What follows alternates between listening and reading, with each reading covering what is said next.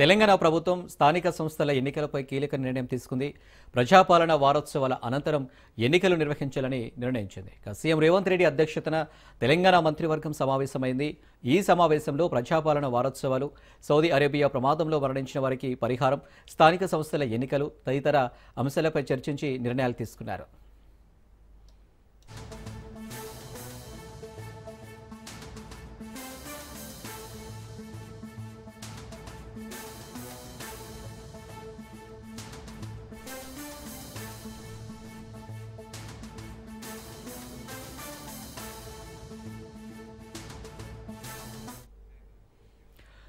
December 1 నుంచి 9వ తేదీ వరకు ప్రజాపాలన వారోత్సవాలు నిర్వహించాలని మంత్రివర్గం నిర్ణయించింది.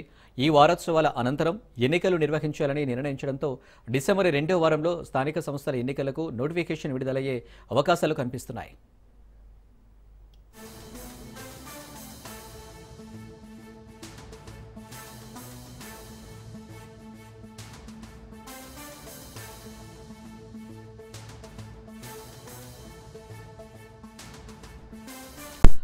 తెలంగాణ ప్రభుత్వం స్థానిక సంస్థల ఎన్నికలపై కీలక నిర్ణయం తీసుకుంది. ప్రజాపాలన వారోత్సవాల అనంతరం ఎన్నికలు నిర్వహించాలని నిర్ణయించింది. సీఎం రేవంత్ రెడ్డి అధ్యక్షతన తెలంగాణ మంత్రివర్గం సమావేశమైంది. ఈ సమావేశంలో ప్రజాపాలన వారోత్సవాలు, సౌదీ అరేబియా ప్రమాదంలో మరణించిన వారికి పరిహారం, స్థానిక సంస్థల ఎన్నికలు తదితర అంశాలపై చర్చించి నిర్ణయాలు తీసుకున్నారు.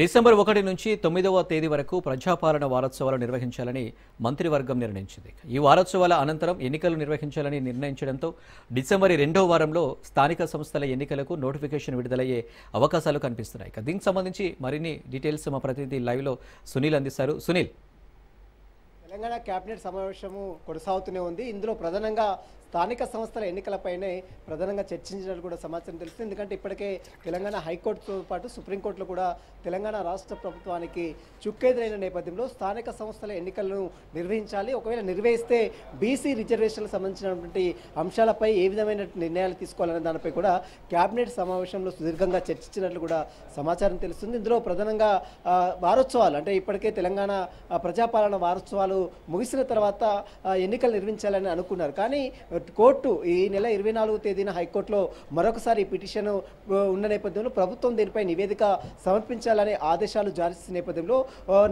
వారం ఈ ఎన్నికల స్థానిక సంస్థల ఎన్నికల వైపు మొగ్గు చూపాలి, వెళ్లాలనే యోచనలో ప్రభుత్వం నిర్ణయం తీసుకున్నట్లు కూడా కొంత సమాచారం తెలుస్తుంది. రానున్నటువంటి వారం రోజుల్లోనే స్థానిక సంస్థ ఎన్నికలపై ఒక క్లారిటీ, ఒక షెడ్యూల్ కూడా విడుదల చేసే అవకాశం ఉన్నట్లు కూడా సమాచారం. దానికి సంబంధించినటువంటి కేబినెట్ నిర్ణయం కూడా తీసుకున్నట్లు కూడా సమాచారం. మొదటగా వారోత్సవాల తర్వాత ఈ యొక్క స్థానిక సంస్థల ఎన్నికలు నిర్వహించాలని భావించినప్పుడు కూడా తర్వాత ఈ యొక్క ఫైనల్ డిసిజన్, అంటే అందరు కేబినెట్ మంత్రులు నిర్ణయం తీసుకున్న తర్వాత, లీగల్ ఒపీనియన్ తీసుకున్న తర్వాత ఈ వారంలోపే ఈ ఎన్నికలను మొత్తం కూడా నిర్వహించేందుకు కేబినెట్ నిర్ణయం తీసుకున్నట్టు కూడా కొంత సమాచారం తెలుస్తుంది. దీంతో పాటు పత్తి రైతులకు సంబంధించినటువంటి విషయాలపై కూడా అటు కేబినెట్ సమావేశంలో పూర్తిగా చర్చించారు. ఎందుకంటే ఎకరానికి 7 క్వింటాలు మాత్రమే కాటన్ కార్పొరేషన్ ఆఫ్ ఇండియా అయితే కేంద్రం నుంచి కొంత నిబంధనలు పెట్టిందో వాటిని సడలింపేందుకు ఇప్పటికే అటు జిన్నింగ్ సంబంధించినటువంటి కార్పొరేషన్ ప్రతినిధులు ఆందోళన బయటపెట్టారు.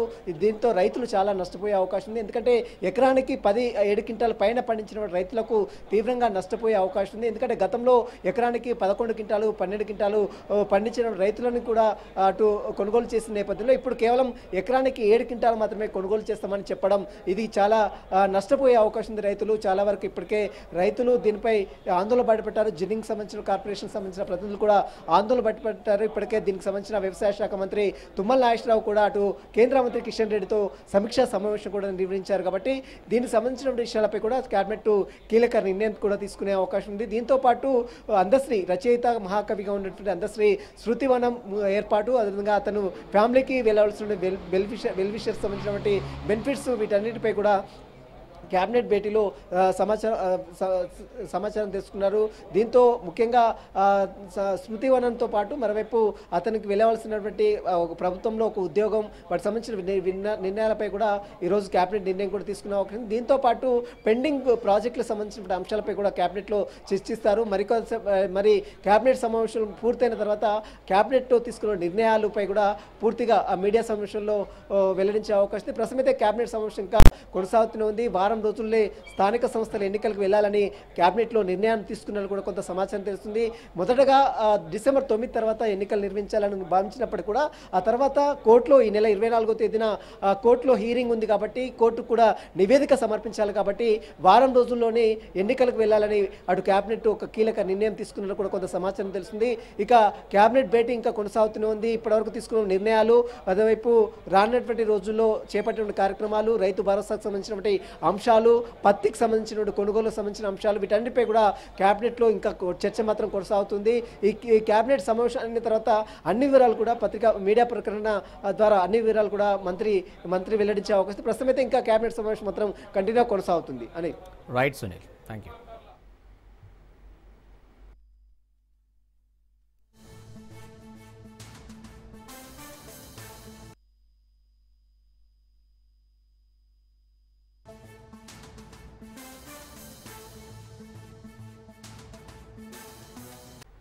ఢిల్లీ పేలుడు ఘటనలో మరొకరు అరెస్ట్ అయ్యారు. అల్ Falah varsity chairman Javed సోదరుడిని arrest చేశారు పోలీసులు. అహ్మద్ను మధ్యప్రదేశ్ పోలీసులు అరెస్టు చేశారు. హైదరాబాద్లో అదుపులోకి తీసుకున్నారు. 25 ఏళ్ల క్రితమే ఆర్థిక నేరాలకు పాల్పడినట్లు గుర్తించారు. మహులో నకిలీ ప్రైవేటు బ్యాంక్ స్థాపించి ప్రజల నుంచి భారీ డిపాజిట్లు సేకరించినట్లు గుర్తించారు. స్కామ్ బయటపడిన తర్వాత కుటుంబంతో కలిసి పరారయ్యారు. ఢాకాలో సిద్దికి షేర్ ట్రేడింగ్ చేస్తూ జీవనం సాగిస్తున్నాడు. వర్సిటీ ఫైనాన్షియల్ ట్రాన్సాక్షన్లు పోలీసులు పరిశీలిస్తున్నారు.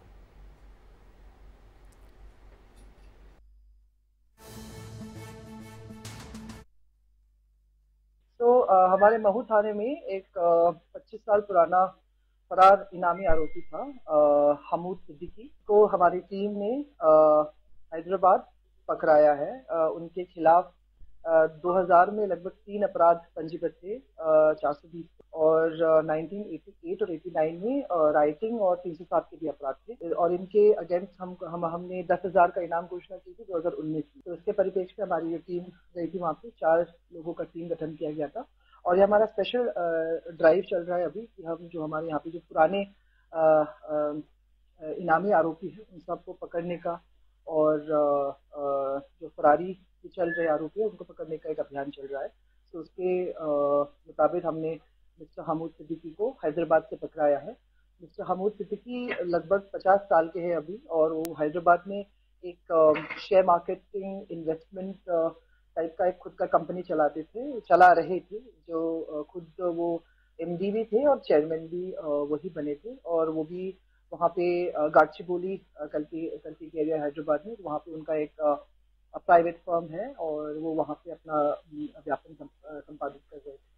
हमूद सिद्दीकी महू के रहने वाले थे। वो लगभग सन 1995-96 करीब उनका एक फिनकॉम फाइनेंशियल कंपनी चलता था जिसका नाम था अल फहद फिनकॉम लिमिटेड करके वो एक इन्वेस्टमेंट कंपनी चलाते थे जिसमें वो खुद मैनेजिंग डायरेक्टर थे और उनकी पत्नी और एक और व्यक्ति था उनके परिचित, वो तीनों managing director board of members थे कंपनी के और इनके द्वारा लाखों का गबन किया गया था। लगभग 3 कंप्लेंट जो मैं बता रही थी, एक में लगभग उनका 2 लाख, 2 कंप्लेंट में लगभग 20 लाख और 5 लाख ऐसे करके लगभग अबाउट 40 लाख का जो है अमाउंट था। आई एम श्योर उसमें ज़्यादा भी हो सकते हैं क्योंकि हमारे पास कंप्लेनेंट्स सब।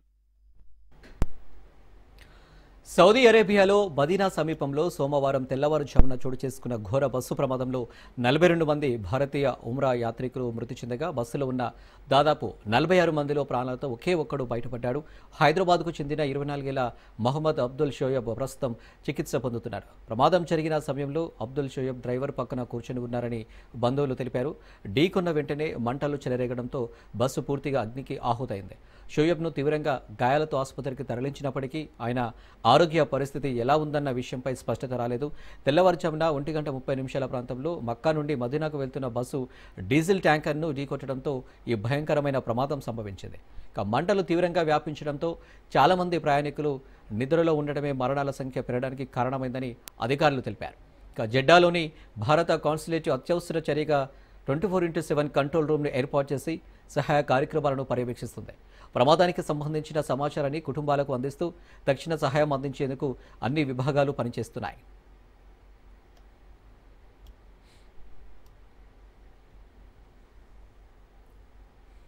సౌదీ బస్సు ప్రమాదంలో ఒకే కుటుంబానికి చెందిన 3 తరాల 18 మంది మృతి చెందారు. సౌదీ అరేబియాలోని మదీనాలో ఘోర రోడ్డు ప్రమాదంలో ఒకే కుటుంబానికి చెందిన 3 తరాలు అగ్నికి ఆహుతయ్యాయి. ఉమ్రా పూర్తి చేసుకుని మదీనాకు తిరుగు ప్రయాణంలో ఉన్న హైదరాబాద్ కుటుంబానికి చెందిన 18 మంది 9 మంది పెద్దలు 9 మంది పిల్లలు క్షణాల్లో మంటలో కాలిపోయి ప్రాణాలు కోల్పోయారు. శనివారం ఇంటికి చేరుకోవాల్సిన వారు మృత్యువాత పడ్డారు. సౌదీ అరేబియాలోని మదీనా సమీపంలో జరిగిన రోడ్డు ప్రమాదంలో మరణించిన 42 మంది భారతీయ యాత్రికులలో ఒకే కుటుంబానికి చెందిన 18 మంది సభ్యులు, వారిలో 9 మంది పిల్లలున్నారు. హైదరాబాద్కు చెందిన ఈ కుటుంబం శనివారం తిరిగి రావాల్సి ఉందని వారి బంధువులు తెలిపారు.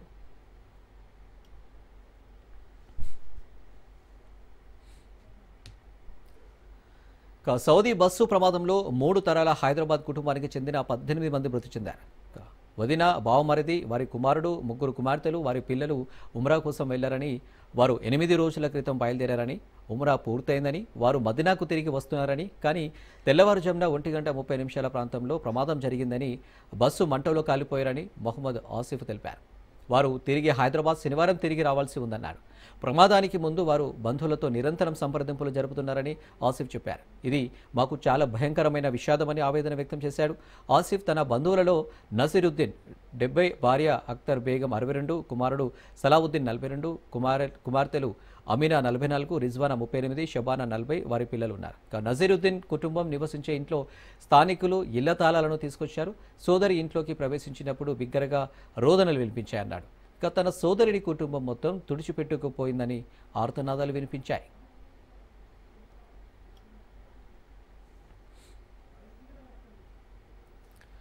రోడ్డు ప్రమాదంలో మరణించిన 42 మందిలో ఎక్కువ మంది హైదరాబాద్కు చెందిన వారే ఉన్నారు.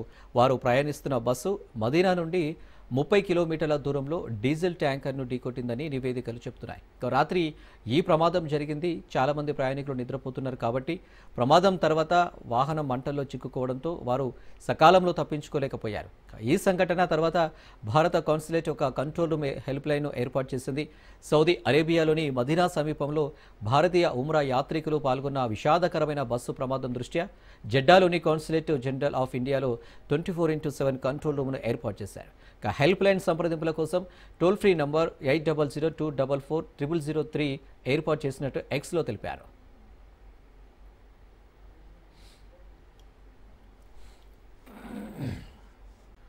ప్రభుత్వంపై బీజేపీ ఎంపీ ఈటెల రాజేందర్ ఆగ్రహం వ్యక్తం చేశారు. ప్రభుత్వం కొలువుదీరి 2 ఏళ్లవుతున్నా మౌలిక వసతులను కల్పించడంలో విఫలమైందని ఆయన మండిపడ్డారు. మేడ్చల్ జిల్లా అభివృద్ధిపై ఒక్క రివ్యూ కూడా మంత్రులు నిర్వహించలేదని ఈటెల రాజేందర్ విమర్శించారు. ప్రభుత్వం వెంటనే పేదలకు డబుల్ బెడ్రూమ్ ఇళ్లను పంపిణీ చేయాలన్నారు. డబుల్ బెడ్రూమ్ ఇళ్లలో మంచినీటి కనెక్షన్లు ఇవ్వలేదు, లిఫ్టులు లేవన్నారు. నగరంలో రోడ్డు అస్తవ్యస్తంగా ఉన్నాయన్నారు. ప్రభుత్వం రోడ్లను నిర్మించాలని ఎంపీ ఈటెల రాజేందర్ డిమాండ్ చేశారు. 8 ఫ్లోర్లు 9 ఫ్లోర్లు పోవాలంటే ముసలోళ్ళు ఎక్కడెక్కుతారు? 2 ఫ్లోర్లు పోవడానికే కష్టం ఉంటుంది. 8 ఫ్లోర్ల డబుల్ బెడ్రూమ్లలో పోవాలంటే లిఫ్ట్లు లేవు. మేము మొరబెట్టుకున్నాం. మీరు జిహెచ్ఎంసీ చేస్తారా, హౌసింగ్ బోర్డు వాళ్ళు చేస్తారా, హౌసింగ్ డిపార్ట్మెంట్ వాళ్ళు చేస్తారా, వాళ్ళకు తెలియదు. కానీ ఈ సమస్య మాత్రం వెంటనే పరిష్కరించమని చెప్పుకోండి. నేను స్వయంగా డబుల్ బెడ్రూమ్లు పొందిన వాళ్ళ కాలనీలకు వేయించిన, డబుల్ బెడ్రూమ్లు పంచని వాడు కూడా వేయించిన. అక్కడొక బాధ, ఇక్కడొక బాధ. నేను 9 నెలల క్రితం అలకేట్ ఎవరికైతే అయిందో వాళ్ళతో మీటింగ్ ఏర్పాటు చేసి అక్కడ ఏ సమస్యలను రాసుకొని ఇచ్చి దాదాపు 8 నెలలు అవుతుంది. తాగే నీళ్ళు కనెక్షన్ ఇవ్వలే, లిఫ్ట్ లేవు, కరెంట్ లేదు. నేను ఒకటే కోరుతున్నా, ముఖ్యమంత్రి గారే ఇవాళ స్వయంగా ఈ మల్కాయిరిని రిప్రజెంట్ చేసింది కాబట్టి 90% డబుల్ బెడ్రూమ్లు ఈ ప్రాంతంలో ఉన్నాయి కాబట్టి తక్షణమే ఈ సమస్యలు పరిష్కరించాలని చెప్పి నేను లెటర్ రాస్తాను. అంతేకాదు ఈ సమస్య మీద అవసరమైతే ఈ సమస్య మీద ఒకసారి ముఖ్యమంత్రి గారు కూడా స్వయంగా వివరించే ప్రయత్నం చేస్తాం. రెండవది వర్షపాతం అధికంగా పడ్డది. అర్థం చేసుకుంటే ఎవరైనా కూడా 3 అడుగుల లోతు గతుకుల రోడ్లు, అవి మట్టి రోడ్ల మీద కావచ్చు, కంకర రోడ్ల మీద కావచ్చు, డాంబర్ రోడ్ల మీద కావచ్చు, చివరికి ఎన్నెళ్ళు లేని పరిస్థితుల్లో సీసీ రోడ్ల మీద కూడా మొత్తం సిమెంట్ అంతా కొట్టుకుపోయి కంకర తేలింది మొత్తం. నేను డిమాండ్ చేస్తున్నా, ఇవాళ 10 నిమిషాల్లో పోయేటువంటి ఒక ప్యాసింజర్ అర్ధ గంట గంట అయితే తప్ప పోని పరిస్థితుంది. కాబట్టి యుద్ధ ప్రాతిపదిక పైన వెంటనే ఈ ఖరాబైన రోడ్లు ఏవైతే ఉన్నాయో హైదరాబాద్ వాసులకి శాపంగా మారింది కాబట్టి అనేక యాక్సిడెంట్స్ అవుతున్నాయి. కాబట్టి ఇలా టైం అంతా కూడా రోడ్ల మీద గడిపే పరిస్థితి వచ్చింది. కాబట్టి దయచేసి యుద్ధ ప్రాతిపదిక పైన ఈ డివిజనా ఆ డివిజనా, ఈ మున్సిపాలిటా ఆ మున్సిపాలిటా, కొత్తగా ఏర్పడ్డ మున్సిపాలిటా, ఔటర్ రింగ్ రోడ్ బయట ఉన్నటువంటి కాలనీల అన్నిట్లో ఈ రోడ్లన్నీ కూడా మరమ్మతు చేయాలని చెప్పి కొత్తవి ఎక్కడెక్కడైతే. మహబూబాబాద్ జిల్లా కోమటిపల్లి తండాలో ఓ వ్యక్తి సెల్ టవర్ ఎక్కి నిరసన వ్యక్తం చేశారు. పక్కింటి వారు తనను వేధిస్తున్నారని టవర్ ఎక్కాడు ధనసోత్ రవికుమార్. ఇంటికి దారి ఇవ్వకుండా చిత్రహింసలకు గురి చేస్తున్నారని ఆరోపిస్తున్నాడు.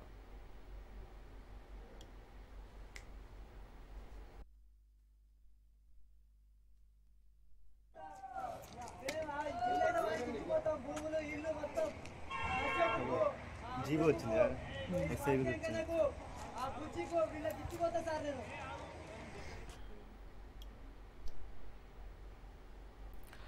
అడ్వకేట్ వామన్ రావు హత్య కేసులో మంథని మాజీ ఎమ్మెల్యే పుట్ట మధుకర్ సిబిఐ ఎంక్వైరీకి హాజరయ్యారు. వామన్ రావు హత్య కేసులో నిందితులతో పాటు మాజీ ఎమ్మెల్యే మధుకర్ ప్రమేయం ఉందని మృతుడి తండ్రి కిషన్ రావు గతంలో హైకోర్టులో పిటిషన్ దాఖలు చేశారు. 2021లో పెద్దపల్లి సమీపంలోని కల్వచెర్ల వద్ద కారులో వెళుతున్న వామన వారు దంపతులను రోడ్డుపై అడ్డగించి దారుణంగా హత్య చేశారు. రామగుండం కమిషనరేట్లో పుట్ట మధు సిబిఐ విచారణకు హాజరయ్యారు.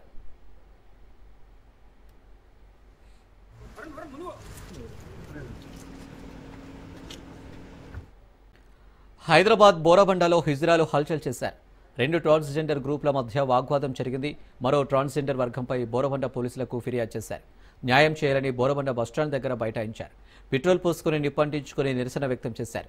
పలువురు హిజ్రాలకు తీవ్ర గాయాలయ్యాయి. బోరబండ సీఐతో పాటు పలువురు పోలీసులకు కూడా గాయాలయ్యాయి.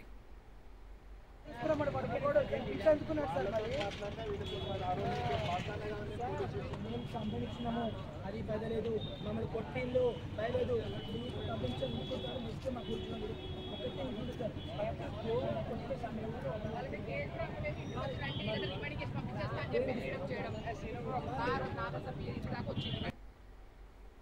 రౌడీజం చేస్తుంది. అతను మ్యారేజ్ పెళ్లి పిల్లలు ఉన్నారండి. ఆమె ఒక పెళ్లి అయ్యి పెళ్ళం పిల్లలు ఉన్నాం అంటే ఎదుగుని ధర్నా చేశామండి. ఆడవాళ్ళు ఒక ప్రాణాన్ని అంటూ ఆడే ఇచ్చాడు. మోనాలిసానే 7 మంది ఒకరు కాదు ఇద్దరు కాదు 7 మంది ప్రాణాలతో లోపల చికిత్స పొందుతున్నారండి. ఏమి చెప్పలేదు కావాలి న్యాయం కోసం. విశాఖపట్నం స్టీల్ ప్లాంట్లో కార్మికులు ఆందోళనకు దిగారు. అడ్మినిస్ట్రేషన్ భవనం ఎదుట నిరసన తెలిపారు కార్మికులు. దీంతో అక్కడ ఉద్రిక్తత పరిస్థితులు నెలకొన్నాయి. ఉత్పత్తి ఆధారంగా జీతాలు చెల్లిస్తామని యాజమాన్యం సర్క్యులర్ జారీ చేయడం దారుణమన్నారు కార్మికులు. ఆ సర్క్యులర్ను వెంటనే రద్దు చేయాలని కార్మికులు డిమాండ్ చేశారు. అదేవిధంగా సీఎం చంద్రబాబు చేసిన వ్యాఖ్యలపై కార్మికులు అసహనం వ్యక్తం చేస్తూ కూడా నిరసన తెలిపారు. తమ వైఫల్యాలను కప్పిపుచ్చుకోవడానికి కార్మికుల వైపు వేలు చూపిస్తుందన్నారు.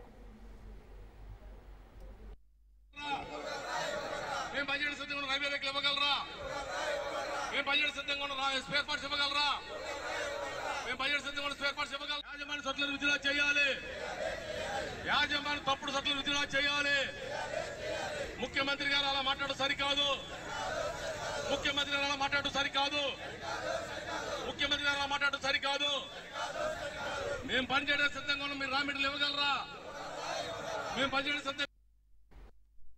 ప్రభుత్వం 5,000 రూపాయలు పెట్టుబడి దాన్నే ఇది పెంచుకొని అభివృద్ధి చెందుతూ ఉన్న విశాఖపట్నం కర్మాగారాన్ని ఈ రకమైన ప్రకటన చేయడం, అదేవిధంగా మరి పల్లా శ్రీనివాసరావు గారు స్థానిక శాసనసభ్యులు రాష్ట్ర అధ్యక్షులుగా అయినటువంటి, అదేవిధంగా మరి జనసేన నాయకులు పవన్ కళ్యాణ్ గారు, వీరు మనందరికీ కూడా ఆంధ్రప్రదేశ్ ఈ స్టీల్ ప్లాంట్ ఉండడం ప్రత్యేకమైన విషయం.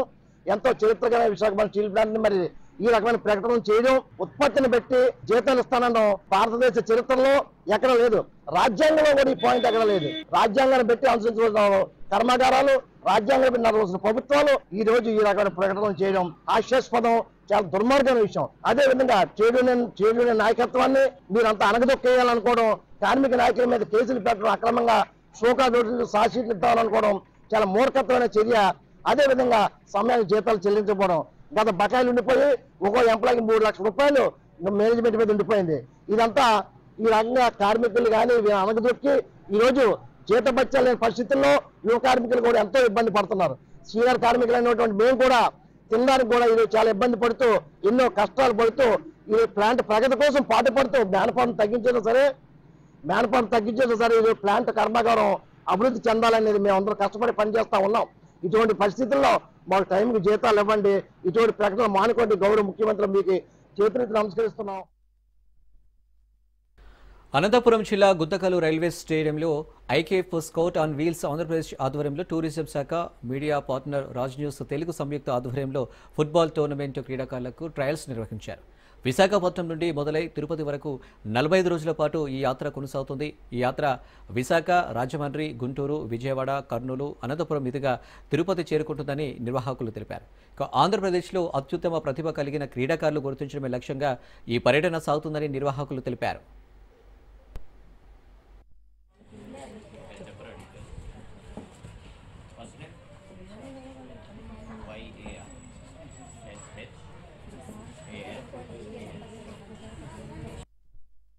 లాస్ట్ ఈవెంట్ కర్నూలులో జరిగిందండి. అండ్ ఇప్పుడు as a part of satellite town Guntakal వచ్చాము. సో మా 45 days రోడ్ షో అనేది 7 cities ఇంకా 10+ శాటిలైట్ టౌన్స్ కవర్ చేస్తున్నాం. సో ఇప్పుడు గుంతకల్లో వచ్చామండి.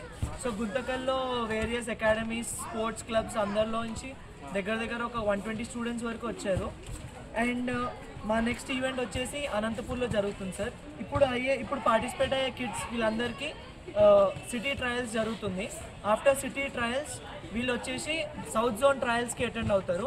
సో సౌత్ జోన్ ట్రయల్స్ నుంచి ఫైనల్ జోనల్ ట్రయల్స్ ఉంటుంది సెలెక్షన్. ఈ పార్ట్ అంతా అయిపోయినాక they will be getting into placed into ISL and I-League academies.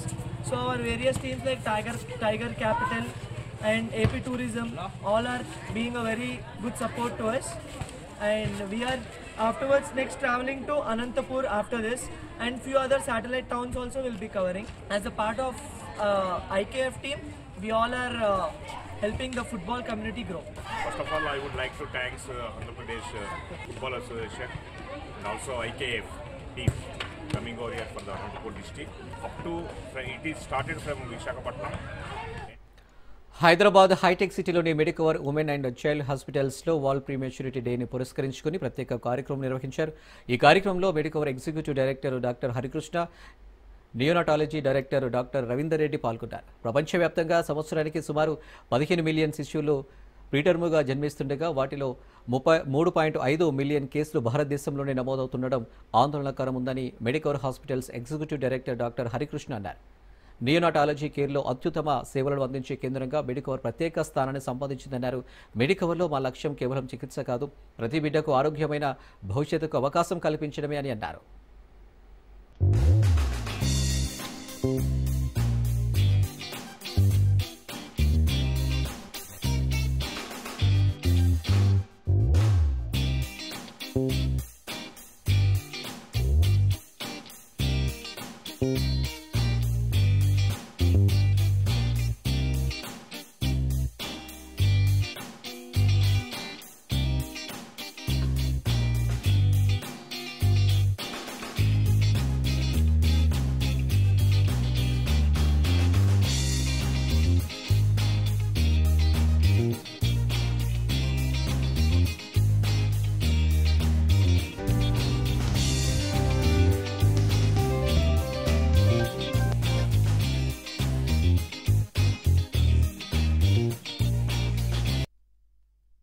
ఈరోజు వరల్డ్ ప్రీమెచ్యూర్ డే సందర్భంగా ఈరోజు మేము ఇక్కడ గ్యాదరింగ్ ఏర్పాటు చేశాము. మెడికవర్ ఆర్గనైజేషన్ నుంచి చాలామంది పేరెంట్స్ పిలిచాము, చాలామంది వచ్చారు. మోర్ దెన్ 100 ఫ్యామిలీస్ మేము ఎక్స్పెక్ట్ చేస్తున్నాం. ఇక్కడ వాళ్ళతో ఇంటరాక్షన్ సెషన్ ఏర్పాటు చేశాము. ఎవ్రీ ఇయర్ November 17th రోజు మేము ప్రీమెచ్యూరిటీ డే సెలబ్రేట్ చేసుకుంటాం. త్రూ అవుట్ ద వరల్డ్ ఇది నవంబర్, మన దగ్గర చిల్డ్రన్స్ డే November 14th అన్నట్టు November 17th every year world prematurity day. ఈరోజు ప్రీమెచ్యూర్ బేబీస్ వాళ్ళ పేరెంట్స్ని కలిసి చాలా ప్రౌడ్గా ఉంది వాళ్ళని చూడటం. మా మెడికవర్లో ఇక్కడ మదర్ అండ్ చైల్డ్ హాస్పిటల్లో 25 బెడ్ NICU ఉంది. మాకు మంచి ఇన్ఫ్రాస్ట్రక్చర్ ఉంది. Good experience team of doctors, nurses good supportive management, including with Dr. Anil Krishna, Chairman, Hari Krishna Garu, CEO, and Dr. Sharath, Director, and other directors. Chana manchi support undi maaku. So our success rates here in our unit are good compared to any hospital in Hyderabad. Serious infections are rare, and long-term outcomes are good in our hospital. ఇంతకుముందే చెప్తున్నాను, మా దగ్గర 1200 మంది NICUలో admit అయితే last 4 yearsలో దాంట్లో premature babies 680, unfortunately 15 మంది చనిపోయారు, అంటే 1.25%. చాలా success rate is very good our unit. World wide every year 50 million premature babies పుడతారు. మన ఇండియాలో 3.5 million, అంటే 25% of the world premature babies are born in India every year. కారణాలు ఏంటంటే మన దగ్గర mainly mother nutrition, mother anaemia, socio economic status, వాళ్ళకు medical access సరిగా లేకపోవడం, యాంటీనేటల్ కడుపులో గర్భం ఉన్నప్పుడు వాళ్ళకి మెడికల్ ఫెసిలిటీ యాక్సెస్ సరిగా లేకపోవడం. So mainly nutrition, mother anaemia, socio economic status and medical access. Tiruchanur Shri Padmavati అమ్మవారి కార్తీక బ్రహ్మోత్సవాలు అత్యంత వైభవంగా ప్రారంభమయ్యాయి.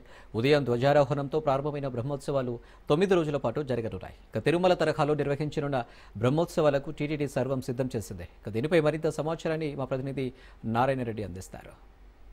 పురాణి తిరుచానూరు శ్రీ పద్మావతి అమ్మవారి కార్తీక బ్రహ్మోత్సవాలు ఈ రోజు నుంచి ప్రారంభమై 9 రోజుల పాటు అత్యంత వైభవపేతంగా జరగనున్నాయి. దీనికి సంబంధించి ఇప్పటికే తిరుమల తిరుపతి దేవస్థానం అనేక ఏర్పాట్లు కూడా చేయడం జరిగింది. ఈ ఏర్పాట్లలో భాగంగా అంటే తిరుచానూరులోని మాడ వీధుల్లో ప్రతిరోజు ఉదయం సాయంత్రం అమ్మవారు వివిధ వాహనాలపై తిరువీధుల్లో ఊరేగుతూ భక్తులకు దర్శన భాగ్యాన్ని కల్పించనున్నారు. దీనికి సంబంధించి ఇప్పటికే టీటీడీకి సంబంధించి అన్ని విభాగాల శాఖలు పూర్తి ఏర్పాట్లను కూడా చేయడం జరిగింది. అదేవిధంగా పోలీస్ శాఖ కూడా కట్టుదిట్టమైన భద్రతా చర్యలను కూడా చేపట్టడం జరిగింది. 9 రోజుల పాటు జరిగే ఈ యొక్క అమ్మవారి కార్తీక బ్రహ్మోత్సవాలలో భక్తులకు ఎలాంటి ఇబ్బందులు కలగకుండా ఈ యొక్క తిరుమల తిరుపతి దేవస్థానం అలాగే తిరుపతి అర్బన్ పోలీసులు కూడా సంయుక్త ఆధ్వర్యంలో కూడా ఏర్పాట్లు చేయడం జరిగింది. దీనికి సంబంధించి ఇప్పటికే 600 మంది బందోబస్తును కూడా ఏర్పాటు చేయడం జరిగింది. అదేవిధంగా 700 మంది టీటీడీకి సంబంధించిన విజిలెన్స్ అండ్ సెక్యూరిటీ విభాగం నుంచి 700 మంది విధులు నిర్వహిస్తున్నారు. అదేవిధంగా 900 మంది శ్రీవారి సేవకులు కూడా బ్రహ్మోత్సవాల్లో కూడా వారి సహాయ సహకారాలను భక్తులకు అందజేయబోతున్నారు. అదేవిధంగా పారిశుద్ధ్యకు సంబంధించి 2000 మంది కార్మికులు కూడా ఈ యొక్క బ్రహ్మోత్సవాల్లో కూడా తలమునకలు కాబోతున్నారు. ప్రధానంగా తిరుచానూరు శ్రీ పద్మావతి అమ్మవారి బ్రహ్మోత్సవాలలో 9 రోజుల పాటు జరిగే ఈ బ్రహ్మోత్సవాలలో ప్రధానంగా గజవాహనానికి అత్యంత ప్రాముఖ్యత ఉంది. తిరుమల శ్రీవారి బ్రహ్మోత్సవాల తరహాలో కూడా ఈ యొక్క తిరుచానూరు బ్రహ్మోత్సవాలను కూడా నిర్వహించడానికి తిరుమల తిరుపతి దేవస్థానం సర్వం సిద్ధం చేసింది.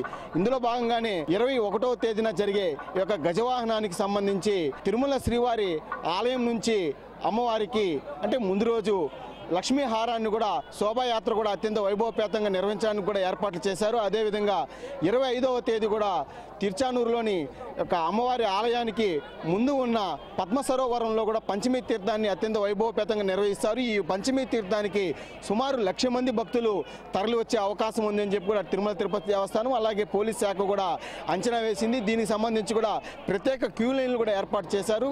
భక్తులను కూడా అంటే హోల్డింగ్ పాయింట్లో అక్కడ వారిని ఉంచి ఒక 10,000, 15,000 మంది తర్వాత ఒక్కొక్కరిగా అంటే బ్యాచ్లుగా ఈ యొక్క పద్మ సరోవరంలో కూడా వారి పుణ్యస్నానం ఆచరించేదానికి కూడా వారిని అనుమతించేదానికి కూడా ఏర్పాట్లు చేశారు. అంటే మొత్తం మీద తిరుమల తరహాలో కూడా ఈ యొక్క తిరుచానూరు శ్రీ పద్మావతి అమ్మవారి కార్తీక బ్రహ్మోత్సవాలను కూడా నిర్వహించడానికి తిరుమల తిరుపతి దేవస్థానం సర్వం సిద్ధం చేసింది. మరోవైపు అంటే భక్తులకు ఎలాంటి ఇబ్బందులు కలగకుండా తొక్కిసలాట్లు జరగకుండా గత అనుభవాలను దృష్టిలో ఉంచుకొని ఈ యొక్క బ్రహ్మోత్సవాలను అందరి యొక్క సహకారంతో విజయవంతం చేయడానికి కూడా తిరుమల తిరుపతి దేవస్థానం అన్ని ఏర్పాట్లు కూడా చేయడం కూడా జరిగింది.